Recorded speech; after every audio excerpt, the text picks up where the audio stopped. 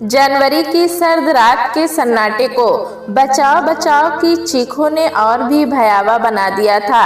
लिहाफ कंबल की गर्माहट छोड़कर ठंडी हवा के थपेड़ों की परवाह किए बगैर लोग खिड़कियां खोलकर पूछ रहे थे, चौकीदार क्या हुआ? ये चीख किसकी थी? अभिजात वर्ग की स्वप्न कुंज कॉलोनी में 5 मंजिला 10 इमारतें बनी थी। उनकी वास्तुशिल्प कुछ ऐसी थी कि हर एक बिल्डिंग में जरा सी जोर की आवाज होने से पूरी कॉलोनी गूंज जाती थी। हर एक बिल्डिंग में 20 फ्लैट थे। प्रत्येक बिल्डिंग में 24 घंटे शिफ्ट में एक चौकीदार रहता था और रात को पूरी कॉलोनी में गश्त लगाने वाले चौकीदार अलग से थे। रात को मैग्नेट भी बंद कर दिया जाता था। इतनी सुरक्षा के बावजूद एक औरत की चीख ने लोगों को दहला दिया था। चीख की आवाज सी नंबर 6 से आई थी साहब, एक चौकीदार ने कहा। तब मैं सी बिल्डिंग के नीचे से गुजर रहा था। वो तीसरे माले पर रहने वाली प्रीति मैडम की आवाज थी साहब, मैं उनकी आवाज पहचानता हूँ, दूसरे चौकीदार ने कहा। लेकिन सी नंबर 6 में तो अंधेरा है, एक खिड़की से आवाज आई। और ढक्कन, वो बत्ती जलाकर बचाओ बचाओ चिल्लाएगी। किसी की फप्ती पर सब ठहाके लगाने लगे। सब यही चोचे लड़ाते रहेंगे या कोई प्रीति की खोज खबर भी लेगा? एक महिला ने कड़े स्वर में कहा। प्रीति मैडम अकेली रहती हैं, आप साथ चले तो ठीक रहेगा मैडम, चौकीदार ने कहा।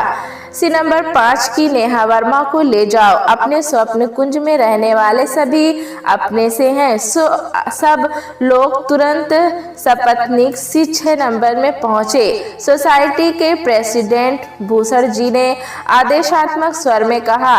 सभी तो नहीं, लेकिन बहुत से दंपति पहुंच गए, शायद इसीलिए कि प्रीति को लेकर सभी के दिल में जिज्ञासा थी। किसी फैशन पत्रिका ने पन्नों से निकली मॉडल सी दिखने वाली प्रीति 25 से 30 वर्ष की आयु में ही किसी बहुराष्ट्रीय कंपनी में उच्च पद पर थी। कंपनी से गाड़ी और 3 बेडरूम का फ्लैट मिला हुआ था। पहले तो हर सप्ताहांत उसके फ्लैट पर पार्टी हुआ करती थी, मगर इस वर्ष तो 9 वर्ष के आसपास भी कोई दावत नहीं हुई थी। कॉलोनी में चंद लोगों से ही उसकी दुआ सलाम थी। सी नंबर 6 के पास पहुंचकर सभी स्तंभ रह गए। फ्लैट के दरवाजे में से पतली सी खून की धार बह रही थी। लगातार घंटी बजाने पर भी कोई दरवाजा नहीं खोल रहा था। साथ में दरवाजा भी खटखटाओ सुनते ही चौकीदार और 1-2 और लोगों ने दरवाजे को जोर से धक्का दिया, लेकिन दरवाजा अंदर से बंद नहीं था, इसलिए आसानी से ही खुल गया। अंदर अंधेरा और सन्नाटा था। अंदर जाने से पहले फोन की घंटी बजाओ, नंबर है किसी के पास, सोसाइटी के ऑफिस में होगा। पुलिस को बुलाने से पहले तभी अंदर से अलसाए स्वर में आवाज आई, कौन है? चौकीदार चुन्नीलाल, बाहर आइए मैडम। लाइट जलते ही फिर चीख की आवाज आई, ओ नो। नाइट गाउन पहने बौखलाई सी प्रीति खड़ी थी। बगैर मेकअप और अस्त व्यस्त बालों के बावजूद वो आकर्षक लग रही थी। आप सब यहाँ? प्रीति ने उन्नीदे स्वर में पूछा। और इस कमरे का सामान किसने उल्टा पुल्टा है? ये खून किसका है? तुम ठीक तो हो ना प्रीति? नेहा वर्मा ने पूछा। खून देखकर प्रीति फिर चीख उठी, ओ नो, ये कहाँ से आया? लेकिन इससे पहले आप क्यों चीखी थी मैडम? चुन्नीलाल ने अधीरता से पूछा। घंटी और बोलने की आवाज सुनकर ड्राइंग रूम में आकर बत्ती जलाई तो ये गड़बड़ देखकर उससे पहले मैडम आपकी बचाओ बचाओ की आवाज पर तो हम यहाँ आए हैं। चुन्नीलाल ने बात काटी। मैं बचाओ बचाओ चिल्लाई थी। प्रीति चौंक पड़ी। आप बाहर क्यों खड़े हैं? अंदर आइए और बताइए कि बात क्या है। सारे लोग अंदर आ गए और भूषण जी से सब सुनकर प्रीति बुरी तरह डर गई। आज मैं बहुत देर से आई थी और इतना थक गई थी कि सीधे बेडरूम में जाकर सो गई और अब घंटी की आवाज पर उठी हूँ। फिर यहाँ ये ताजा खून कहाँ से आया और सोफे वगैरह किसने उल्टे? चौकीदार चुन्नीलाल ने कहा, लगता है चोर अभी भी कहीं दुबका हुआ है, चलिए तलाश करते हैं। सभी लोग तत्परता से पर्दों के पीछे और कमरों में ढूंढने लगे। महिलाएं सुरुचिपूर्ण सजे घर को निहार रही थी। प्रीति संयत होने की कोशिश करते हुए भी उत्तेजित और डरी हुई लग रही थी। कहीं कोई नहीं मिला। एक बेडरूम बाहर से बंद था। हो सकता है जब हम लोग अंदर आए तो पर्दे के पीछे छिपा चोर भी भीड़ में शामिल होकर बाहर भाग गया हो, क्योंकि सभी अंदर आ गए थे। दरवाजे के बाहर और नीचे गेट पर तो कोई था ही नहीं, एक चौकीदार ने कहा। लेकिन भागकर कहाँ जाएगा? मेन गेट तो बंद होगा ना, प्रीति बोली। लेकिन अंदर कैसे आया? क्योंकि मेरा डिनर बाहर था, सो नौकरानी को शाम को खाना बनाने आना नहीं था, इसलिए वो चाबी लेकर नहीं गई। चाबी सामने दीवार पर टंगी है और मैं नौकरानी के जाने के बाद ऑफिस गई थी, इसलिए ताला मैंने खुद लगाया था। तो फिर ये उलट पुलट और खून, इसका क्या राज है? प्रीति के फ्लैट के ऊपर रहने वाले डॉक्टर गौरव ने गहरी नजरों से प्रीति को देखा। प्रीति उन नजरों की ताब न सह सकी। उसने असहाय भाव से सबकी तरफ देखा। सभी असमंजस की स्थिति में खड़े थे। सोफे और कुर्सी मेजों को क्यों उल्टा? एक युवती ने कहा। प्रीति जी, इनके नीचे तो कीमती सामान या दस्तावेज रखने से रहें। एक बेडरूम पर ताला है ना, और अक्सर लोग चाबी आजू बाजू में छिपा देते हैं, सो चाबी की तलाश में ये सब गिराया है। और खून तो लगता है जैसे किसी को गुमराह करने के लिए ड्रॉपर से डाला गया है। तुम तो एकदम जासूस की तरह बोल रहे हो चुन्नीलाल, किसी ने बात काटी। पुलिस का सेवानिवृत्त सिपाही हूँ साहब, लोगों के साथ अक्सर तहकीकात पर जाता था, तभी जो कह रहा है सही है। प्रीति के फ्लैट के नीचे रहने वाली नेहा वर्मा बोली। अपने यहाँ की छतें इतनी पतली हैं कि कोई तेज कदमों से भी चले तो पता चलता है, फिर इतने भारी सामान के उलटने पलटने का पता हमें कैसे नहीं चला? आप सारा दिन घर में ही थी क्या? डॉक्टर गौरव ने पूछा। सुबह कुछ घंटे पढ़ाने गई थी, 2 बजे के बाद से तो घर में ही थी, और ये उलट पलट तो प्रीति जी के घर लौटने के बाद ही हुई है। अगर पहले हुई होती तो क्या लौटने पर उन्हें नजर नहीं आती? वर्मा जी ने जोड़ा। मैं ड्राइंग रूम में बैठकर ऑफिस का काम कर रहा था। मैंने प्रीति जी के घर में आने की आवाज़ सुनी थी। उसके बाद जब तक मैं काम करता रहा तब तक तो ऊपर से कोई आवाज़ नहीं आई। आपने कब तक काम किया? यही कोई 11 बजे तक। उसके बाद मैं सो गया और फिर बचाव बचाव की आवाज़ से ही आँख खुली। उलट पलट तो मेरे आने से पहले भी हो सकती है, प्रीति कुछ सोचते हुए बोली। क्योंकि देर से आने पर, यानी जब किचन से कुछ लेना ना हो, तो मैं बगैर ड्राइंग रूम की लाइट जलाए सीधे बेडरूम में चली जाती हूँ।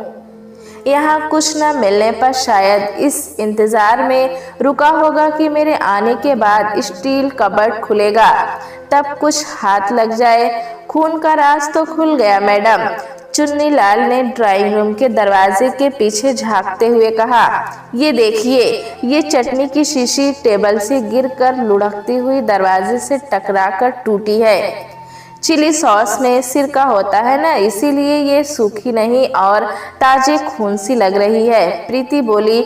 मगर टेबल क्यों गिराई? इसके नीचे क्या छिपा हो सकता था? ये तो पुलिस ही चोर से पूछकर बता सकती है। किसी के ये कहने पर प्रीति सिहर उठी। पुलिस को बुलाने की क्या जरूरत है? कोई सामान चोरी तो हुआ नहीं है, और चोर तो हम में से कोई, यानी इसी कॉलोनी का बासिंदा है। वर्मा जी बोले। पुलिस को बुलाने का मतलब है खुद को परेशान करना, यानी पुलिस के उल्टे सीधे सवालों के चक्कर में फंसना और बेकार में उनकी खातिरदारी करना, क्योंकि चोर तो उनके हाथ लगने से रहा। वर्मा जी का कहना ठीक है, हमें आपस में ही तय करना है कि सुरक्षा के लिए और क्या करें। तनेजा जी ने कहा, घर तो अच्छी तरह से देख लिया है, कोई छिपा हुआ तो नहीं है, यानी अब कोई खतरा नहीं है। प्रीति ने जमाई रोकने की कोशिश करते हुए कहा, तो फिर क्यों ना अभी सब घर जाकर आराम करें, कल छुट्टी है, फुर्सत से इस बारे में बात करेंगे। हाँ, यही ठीक रहेगा। शायद इत्मीनान से सोचने पर प्रीति को याद आ जाए कि वो नींद में चिल्लाई क्यों थी। लेकिन तुम्हें अकेले डर तो नहीं लगेगा प्रीति? कहो तो मैं यहाँ सो जाऊँ या तुम हमारे यहाँ चलो, नेहा वर्मा ने पूछा। धन्यवाद मिसेज वर्मा, जब घर में कोई है ही नहीं तो डर कैसा? प्रीति हंसी। तो ठीक है, कल मीटिंग रखते हैं भूषण साहब। मीटिंग क्यों ना मौके वारदात यानी मेरे घर पर रखी जाए। प्रीति ने बात काटी, इसी बहाने मुझे आप सबको इतनी ठंड में जगाने के एवज में चाय पिलाने का मौका भी मिल जाएगा। प्रीति जी ठीक कह रही हैं भूषण साहब, मीटिंग तो मौके वारदात पर ही होनी चाहिए। इस हॉल में 25 से 30 लोग आसानी से आ सकते हैं। कमेटी के सदस्य इससे कम ही हैं, लेकिन डॉक्टर गौरव, आप और वर्मा दंपति पड़ोसी होने के नाते जरूर आइएगा। भूषण जी ने कहा, तो कल फिर यहीं मिलते हैं। 4 बजे कमेटी जो तय करेगी उसे फिर संडे को जनरल बॉडी मीटिंग में सर्वसम्मति से पास करवा लेंगे। प्रीति या दूसरों को लिहाफ में घुसते ही नींद आई या नहीं, लेकिन डॉक्टर गौरव सो नहीं सके। ना तो भूत प्रेत का सवाल था, ना ही किसी और के प्रीति के फ्लैट में घुसने का। तो फिर ये सब क्या है? गौरव को ना तो पड़ोस में दखलंदाजी का शौक था और ना ही फुर्सत, लेकिन उसे मामला दिलचस्प लग रहा था। इस बारे में अधिक जानकारी प्रीति से जान पहचान बढ़ाकर ही मिल सकती थी, जो मीटिंग में जाने से नहीं, अकेले में मिलने से बढ़ सकती थी, और तभी मामले की गहराई में जाया जा सकता था। उसने सोचा कि बेहतर होगा कि 6 बजे के बाद जाए, ताकि तब तक मीटिंग खत्म हो चुकी हो, और अगर प्रीति आग्रह करके रोकेगी तो ठीक, वरना सॉरी कहकर वापस आ जाएगा। उसकी घंटी बजाने पर गले में एप्रन बांधे नौकर ने दरवाजा खोला। प्रीति जी हैं? जी सर आइए, वो सम्मान पूर्वक से बोला। प्रीति ड्राइंग रूम में टेबल के पास खड़ी थी। उसे देखते ही चहकी, ओ डॉक्टर गौरव, आइए आइए। सॉरी, मुझे आने में देर हो गई। मीटिंग तो लगता है खत्म हो गई, मैं चलता हूँ। मीटिंग में क्या हुआ नहीं सुनना चाहेंगे? जी बताइए। इत्मीनान से बैठकर चाय पीते हुए सुनने वाली बातें हैं। बैठ जाता हूँ, मगर चाय पानी के लिए परेशान मत होइए। शुभ, हम लोगों का चाय नाश्ता यहीं दे जाओ। प्रीति ने आराम से बैठते हुए कहा, मेरी परेशानी खत्म। आज सुबह जब मैंने फ्रिज खोला तो उसमें से काफी फल, जैम और ब्रेड वगैरह गायब थे, यानी वो काफी देर रहा आपके फ्लैट में? जी हाँ, सुबह मेरी नौकरानी जब नीचे प्रेस वाले को कपड़े देने जाती है तो दरवाजा खुला ही छोड़ जाती है। उसी समय कोई घुस आया होगा और पर्दे के पीछे छिप गया होगा।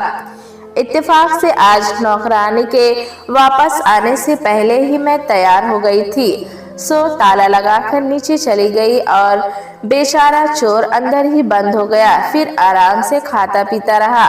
गौरव हंसा। सुरक्षा बढ़ाने की बात हुई। हाँ, प्रत्येक बिल्डिंग में विजिटर्स को रजिस्टर में साइन करना होगा। सबका यही मानना है कि उस रोज कॉलोनी से ही कोई मेरे घर में आया था। रात को वो जो भी चाहता था उसका वो मंसूबा तो मैंने अनजाने में चिल्लाकर सत्यानाश कर ही दिया, और आप सबके आने पर वो पर्दे के पीछे से निकलकर भीड़ में शामिल हो गया था।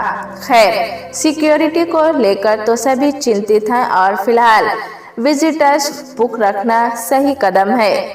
मगर सबसे मजेदार थी छिटाकशी। नीलिमा जी का कहना था कि लोगों को अपने घरेलू नौकरों पर नजर रखनी चाहिए और उनकी हरकतों की जिम्मेदारी भी उठानी चाहिए।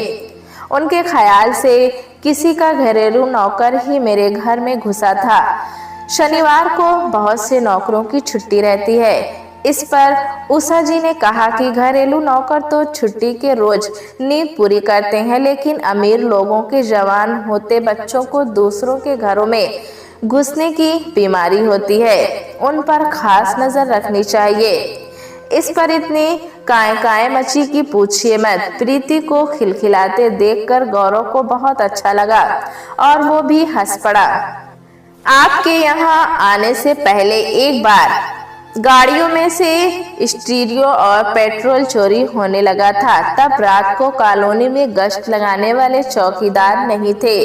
चोर बड़ी सफाई से गाड़ियों के ताले खोलता था। एक रात कुत्ते की तबीयत खराब होने पर उषा जी और उनके पति कुत्ते को कार पार्किंग के पास टहला रहे थे कि अचानक अपनी गाड़ी के पास चोर को देखकर कुत्ता भौंकने लगा। उषा जी के पति ने लपक कर उसे पकड़ लिया। वो कॉलोनी में ही रहने वाले आहूजा का बेटा दिलीप था।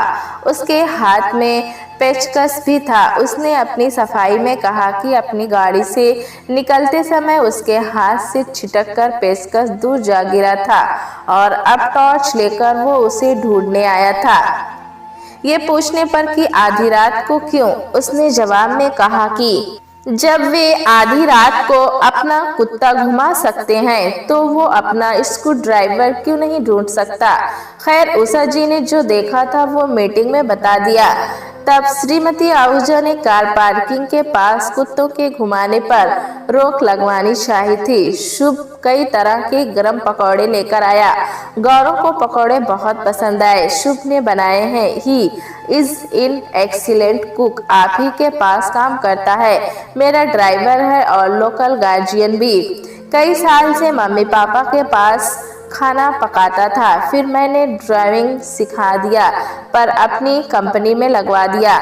जब भी जरूरत पड़ती है तो खाना भी बना देता है। शुभ जब खाली बर्तन उठा रहा था तो फोन की घंटी बजने पर प्रीति बेडरूम में चली गई। गौरव से पकौड़ों की तारीफ सुनने पर शुभ ने सकुचा स्वर में बोला, थैंक यू सर, डरते डरते बनाए थे, बहुत दिनों के बाद किचन का काम करने की आदत छूट गई है। क्यों मैडम खाना नहीं बनवाती?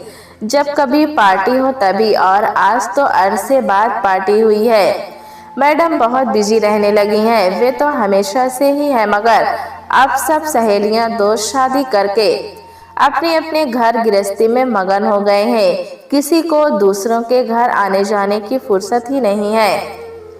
पहले तो बगैर पार्टी के भी बहुत आना जाना रहता था, पर अब कोई बुलाने पर भी नहीं आता। शुभ के स्वर की व्यथा गौरव को बहुत गहरी लगी। आजकल तो काम के बाद टीवी देखकर ही समय गुजारती हैं। तभी प्रीति आ गई। माफ करिएगा, आपको इंतजार करना पड़ा। लंदन से मम्मी पापा का फोन था, सो बीच में रखना ठीक नहीं समझा। आपके मम्मी पापा लंदन में हैं? जी हाँ, मेरी डॉक्टर बहन के पास। छुटकी अकेली है, सो ज्यादातर उसी के पास रहते हैं। अकेली तो आप भी हैं। गौरव के मुंह से बेसाख्ता निकल पड़ा। यहाँ और वहाँ के अकेलेपन में बहुत फर्क है।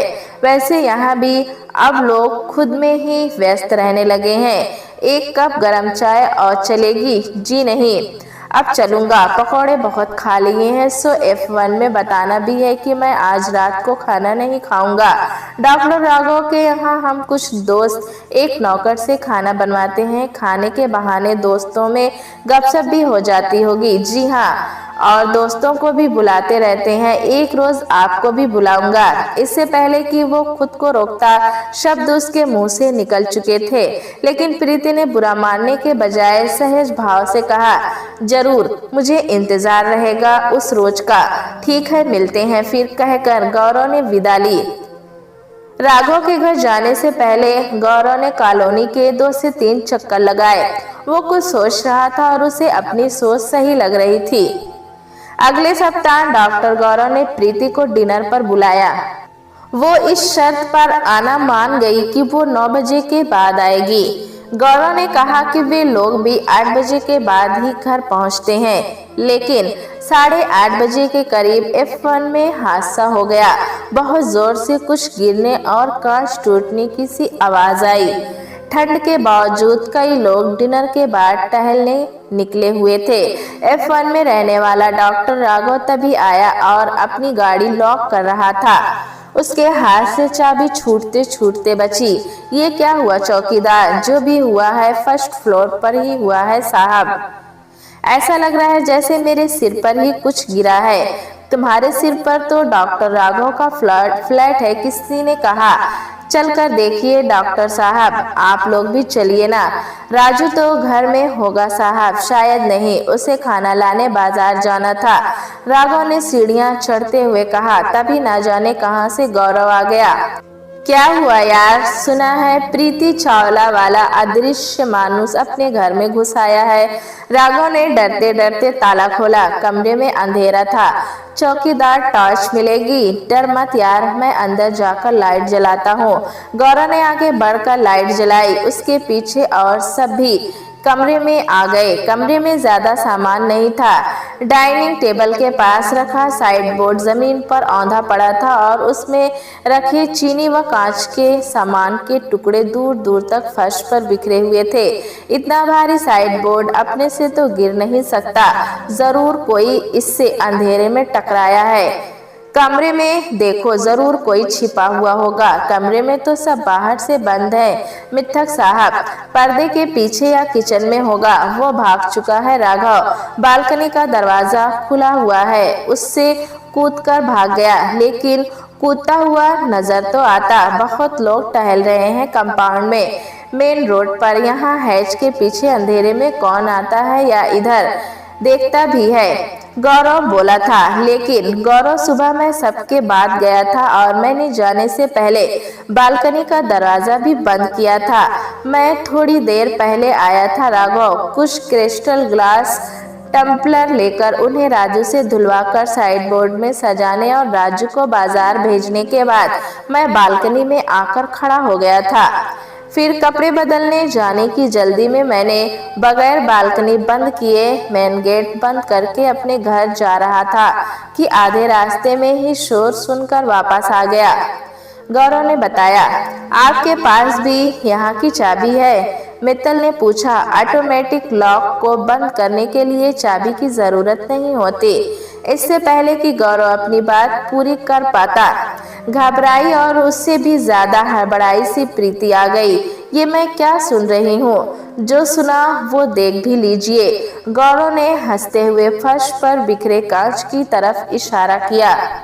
ओ नो, मेरे यहाँ तो खैर कुछ नुकसान नहीं हुआ था, लेकिन इसमें से कुछ तो बहुत महंगा और बिल्कुल नया सामान था जो गौरव ने आज ही खरीदा था और कुछ देर पहले शोकेस में सजाया भी था। राघव ने प्रीति की बात काटी। क्या बात है डॉक्टर गौरव, नई क्रॉकरी की खरीदारी, बाहर से खाना मंगवाना, कोई खास दावत वात है क्या? एक प्रश्न उछाला। इन फालतू सवालों के बजाय हम मुद्दे की यानी चोरी की बात क्यों नहीं करते मित्तल साहब? किसी ने तल्ख स्वर में पूछा। उसकी बात क्या करेंगे? गौरव ने कंधे उचकाए। बालकनी का दरवाजा खुला छोड़कर जाने की लापरवाही मैं मान ही रहा हूँ। चौकीदार ने मेन गेट तभी बंद करवा दिया था। अब चोर कहाँ भाग कर गया, ये तो सोसाइटी के कर्ता धर्ता ही सोचेंगे। हमें तो ये सोचना है कि रात के खाने का क्या करें। किचन में जाने का रास्ता तो कान से अटा पड़ा है। फिक्र मत कर यार, राजू कुछ खाना बना गया है और कुछ लेकर आता ही होगा। आकर टूटा हुआ कांच हटा देगा, राघव ने कहा। फिर सबकी तरफ देखकर बोला, माफ करिएगा, आपको बैठने को नहीं कह सकते क्योंकि इतनी कुर्सियां ही नहीं है। कोई बात नहीं, हम चलते हैं, कहकर सब चलने लगे और उनके साथ ही प्रीति भी। गौरव उसे रोकने के बजाय उसके साथ ही चल दिया। आप कहाँ चल दिए डॉक्टर गौरव, बगैर खाना खाए? मित्तल ने पूछा। घर कपड़े बदलने। मैं अस्पताल के कपड़ों में खाना नहीं खाता। खाना खाने का मूड रहा है अब? प्रीति ने धीरे से पूछा। एक डॉक्टर होने के नाते मूड के लिए ना तो खुद खाना छोड़ता हूँ और ना किसी को छोड़ने देता हूँ। गौरव मुस्कुराया। आप भी चेंज कर लीजिए, फिर वापस आते हैं F1 में। कुछ देर के बाद गौरव ने प्रीति को फोन किया। एक प्रॉब्लम हो गई है प्रीति जी, खाना तो सब तैयार है लेकिन उसे परोसेंगे किसमें? आप बुरा ना माने तो खाना यही मंगवा लो, मगर मेरे पास भी बर्तन नहीं है, आपके यहाँ ही आना पड़ेगा। तो आइए ना डॉक्टर राघव, और दूसरे मेहमानों से भी मेरी ओर से आने का आग्रह कीजिए। दूसरे मेहमान हमारे सीनियर डॉक्टर थे, सो उन्हें असलियत बताकर राघव ने माफी मांग ली। जो डॉक्टर राघव के साथ रहते हैं उन दोनों की आज नाइट शिफ्ट है, सो बस राघव ही आएगा। माफ करिएगा, मेहमान के बजाय आपको मेजबान बना रहा हूँ। My pleasure doctor, to come please. कुछ देर के बाद गौरव और राघव राजू के साथ खाने का सामान उठाए हुए आ गए। राजू को रोक ले, खाना गरम करके सर्व कर देगा। हाँ, फिर खुद भी खा लेगा। चलो राजू, तुम्हें बता दूं कि कहाँ क्या रखा हुआ है। राजू को सब समझाकर प्रीति भुने पिस्ते और काजू लेकर आई। जब तक राजू सूप गरम करके लाता है तब तक इससे टाइम पास करते हैं। गुड आइडिया, राघव ने पिस्ते उठाते हुए कहा। वैसे आप दोनों ने इस कॉलोनी के लोगों को कई रोज के लिए टाइम पास का जरिया दे दिया। लेकिन हंसने के बजाय प्रीति ने गंभीरता से कहा, टाइम पास से ज्यादा बात फिक्र करने की है। आज जो हुआ है उससे तो लग रहा है कि चोर कॉलोनी में ही रहता है। वो तो आपके साथ हुए हादसे से ही पता चल गया था। गौरव ने गौर से उसकी तरफ देखा। वो सहमी हुई सी लग रही थी। आज भी उसने ये हरकत की और मौका लगते ही फिर कर सकता है। राघव बोला, यानी हमें बहुत संभल कर रहना पड़ेगा। शुभ से कहती हूँ कोई फुल टाइम नौकरानी तलाश कर मेरे लिए, जो रात में भी मेरे यहाँ रहे। प्रीति ने चिंतित स्वर में कहा, ये ठीक रहेगा, इससे आपका अकेलापन भी दूर होगा। गौरव ने प्रीति के मन भाव पढ़ने की कोशिश की। थके हारे काम से खाली घर में लौटने पर थकान और बढ़ जाती है। You can say that again, Preeti ने उसास लेकर कहा। अकेलेपन से परेशानी है तो अकेलापन दूर करने का अस्थायी प्रबंध क्यों नहीं करते आप दोनों? क्यों आपको अकेलेपन से परेशानी नहीं है? प्रीति ने राघव की बात काटी। होनी शुरू हो गई थी तभी तो मधु से उसकी पढ़ाई खत्म होने से पहले ही शादी कर ली। वो लखनऊ में एमडी कर रही है, चंद महीनों में पूरी करके यहाँ आ जाएगी और तब राघव के घर में चलने वाला हमारा मैस बंद हो जाएगा। गौरव ने कहा, तो अपने घर में चला लीजिएगा, आपके दो साथी और भी तो हैं। इससे पहले कि गौरव प्रीति के सुझाव पर प्रतिक्रिया व्यक्त करती, राजू सूप लेकर आ गया और विषय बदल गया। अच्छा लगा आपसे मिलकर, राघव ने चलने से पहले कहा। मधु की मुलाकात करवाऊंगा आपसे, जरूर उनकी वेलकम पार्टी यहीं रख लेंगे। क्यों गौरव? दैट्स एन आइडिया, गौरव फड़क कर बोला। प्रीति के मुंह से अपना नाम सुनकर वो अभिभूत हो गया था। किसी भी तरह इस अनौपचारिकता को आगे बढ़ाना होगा। उसे राघव पर भी गुस्सा आया। क्यों ना उसने राजू से टेबल और किचन साफ करवा दिया, वरना इसी बहाने प्रीति की मदद करने को वो कुछ देर और रुक जाता। अब तो खैर जाना ही पड़ेगा, मगर जल्दी ही कोई और मौका ढूंढना होगा। और मौका अगले रोज ही मिल गया। सोसाइटी के क्लब हाउस में शाम को इमरजेंसी मीटिंग रखी गई थी, जिसमें प्रत्येक फ्लैट से एक सदस्य का आना अनिवार्य था। गौरव ने प्रीति को फोन किया। जिन हादसों से घबराकर मीटिंग रखी गई है उनके शिकार तो हम दोनों ही हैं, तो हमारा जाना तो जरूरी है। आप चल रही हैं? जी हाँ, और आप? मैं भी चल रहा हूँ, इकट्ठे ही चलते हैं। गौरव ने सोचा था कि इकट्ठे ही बैठेंगे, मगर लिफ्ट में वर्मा दंपति भी मिल गए। प्रीति श्रीमती वर्मा के साथ चलते हुए उन्हीं के साथ ही अन्य महिलाओं के पास बैठ गई। प्रीति से तो किसी ने कुछ नहीं पूछा, लेकिन गौरव की खुद की लापरवाही मानने पर भूषण जी ने कहा कि ऐसी गलती किसी से भी हो सकती है, सो बेहतर होगा कि पहले माले की सभी बालकनियों में ऊपर तक ग्रिल लगवा दी जाए और हर एक बिल्डिंग के गेट पर सीसीटीवी कैमरा। अधिकांश लोगों ने तो प्रस्ताव का अनुमोदन किया और कुछ ने महंगाई के बहाने अतिरिक्त खर्च का विरोध किया, मगर सुरक्षा का कोई दूसरा विकल्प न होने से प्रस्ताव सर्वसम्मति से पास हो गया था और मीटिंग खत्म। गौरव ने सुना कुछ महिलाएं प्रीति से कह रही थीं, चोर के बहाने उस रोज आपके यहाँ बढ़िया पकौड़े खाने को मिल गए।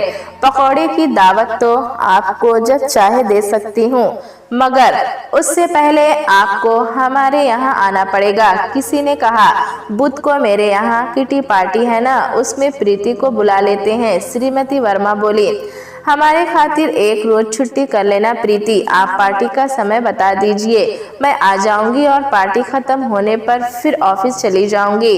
प्रीति हंसी, ऐसी बात है तो आप हमारी किटी ज्वाइन कर लीजिए ना, महीने में एक बार कुछ घंटों का बंक मारना तो चलता है, देखते हैं, प्रीति ने वर्मा दंपति के साथ चलते हुए कहा।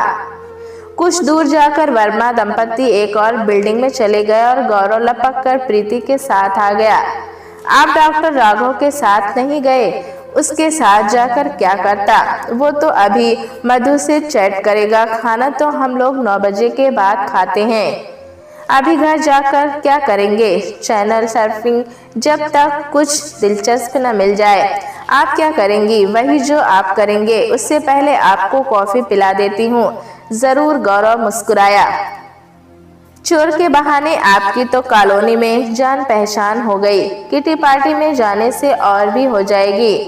गौरव ने काफी पीते हुए प्रीति की तरफ देखा, खाली समय आसानी से कट जाया करेगा। प्रीति के अप्रतिभ चेहरे से लगा जैसे चोरी करती रहे हाथों पकड़ी गई हो। उन महिलाओं का जो खाली समय होगा तब मुझे फुर्सत नहीं होगी, और जब मैं खाली रहूंगी तो वे अपने घर परिवार में बिजी रहेंगी।